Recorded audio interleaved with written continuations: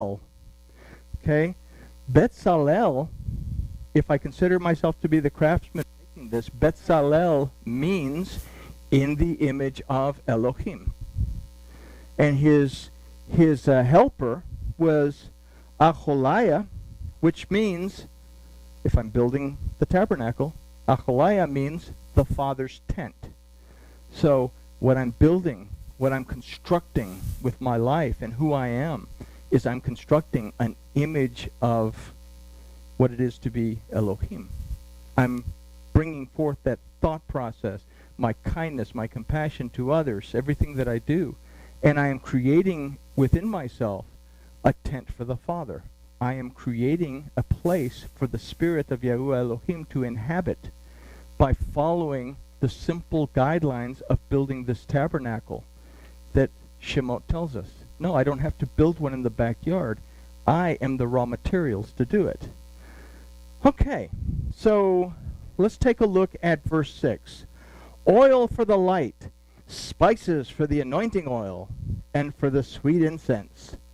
So oil, when we see oil in the Torah, is always or usually most of the time a representation for truth in the Torah, and it is through truth that we are able to honestly perceive and walk in the light of that truth.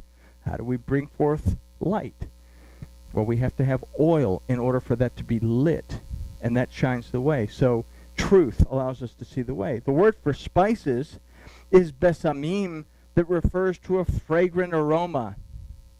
So fortunately, there is a much older Hebrew and much older understandings. The Proto-Sinaitic concept is found in the word sam, that represents the wind or breath of someone or something by its character.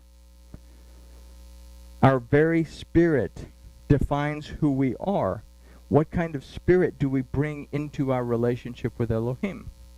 Who we are is based on how we think, how we act, our relationship with Elohim. What kind of spirit do I project to the world around me? Okay? What kind of character do we exhibit to others? Is our spiritual nature seen by others? What is it that goes into the anointing oil? The truth that we create concerning who we truly are, both before Elohim and everyone that we meet. Young people have a word for this. They call it being real. Okay? Am I real? Am I honest with those around me? Do I project myself in an honest way? The word for incense is really a cool word. Ketoret, that means smoke that rises up. This word represents what we offer to Elohim and comes from the root katar, that means both to offer up as well as to sacrifice. So what are we willing to give up in seeking to improve our relationship with Yahuwah Elohim? This forces us to really consider what is truly important in our relationship.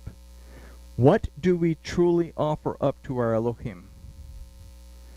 What am I willing to fix in order to have a better relationship with my Elohim? We come to verse 7. Onyx stones and stones to be set for the ephod and for the breastplate. Okay, cool. So we're making the breastplate for the Kohanim. I think, who is the Kohanim? Well, in Shemot 19, he says, if you will listen, if you will shema and shemar, the word I give you, then you will be to me a peculiar people, a set-apart people, and you will be to me a nation of Kohanim, a nation of ministers and teachers that brings the truth and the word of Yahuwah to the world. So the word for stones is ebony. This word also means something white, which would give us an idea of purity. Now, stone, like brick, also represents our physical labor. When we see stone or brick in the Torah, it represents the work of our hands. Okay? The word for onyx is shocham, that means something that is precious. It doesn't actually mean onyx. Shocham refers to all precious stones. we can consider that the actions that we take in the physical world must be right. The word for set is maluim, that from the roots mala means to fill, to be full, to have abundance, to fulfill, and to satisfy. The ephod is the garment that would be worn by the Kohanim, those charged with ministering to and teaching the people concerning Yahuwah, their Elohim. The word for ephod means girdle. Okay? So we have one instance of a girdle where Ish and Isha tried to cover something up and put out a false sense of security. Here is another girdle, another ephod, that is actually one that we put out what is right and true in our service to our Elohim and those among us. So what kind of girdle do you cover yourself with? One of shame, being deceptive as the Adam was in the garden, or one of righteousness, of the righteousness of Elohim, being worn in the truth of his word. This is what protects our heart, the breastplate. The word lechoshen means breastplate, but specifically refers to the pocket inside of the vest that contains the Urim and the Thummim.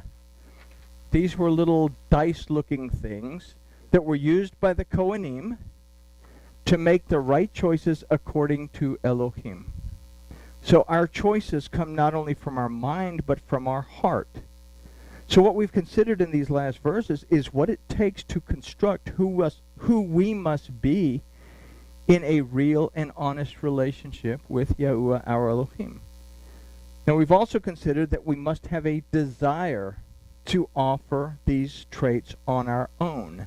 Yahuwah will never coerce us into doing anything. It's one of those things about this thing we call free will. I can choose whether I have a relationship with my Elohim or not. I can choose what kind of relationship I have with my Elohim or not. Do I want that relationship where I sit down with my tea and my scones and read the Word and have a conversation? Or do I want that kind of relationship? Well, I just leave the Bible in the car because, I'm going to have to take it out of the car on Sunday anyway to go into the building. Or what kind of relationship do I want to have with my Elohim? Do I believe that Yahuwah Elohim exists?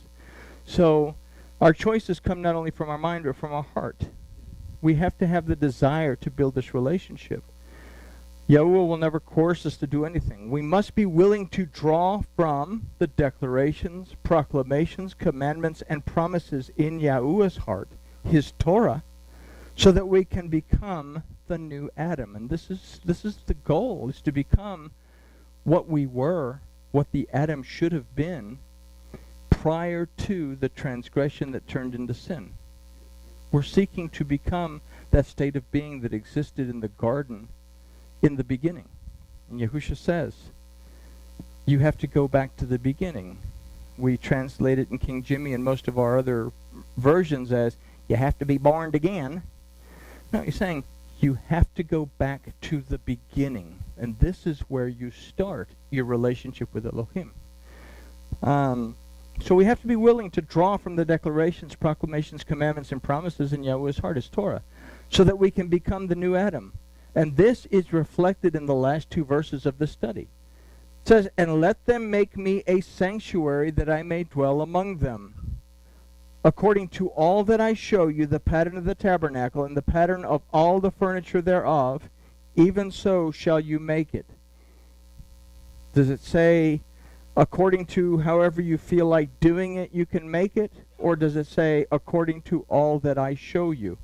And if it's according to all that Elohim shows us, where do we find those instructions? Well, we find those instructions in the instruction book, which is his Torah. Okay, we call it the Sefer Torah, which would mean instruction book. So note that Elohim says to build his tabernacle according to his instruction in order for him to dwell within it and among us.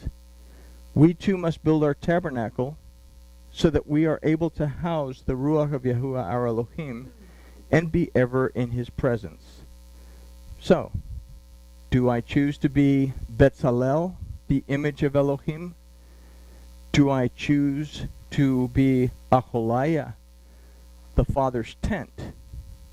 What type of house are you building?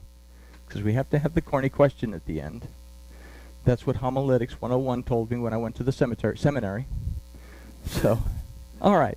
So, we survived Terumah. There wasn't anything for us to add to Mishpatim from Terumah, but there will be in the other ones. And I guess with that, we can say grooviness has been achieved.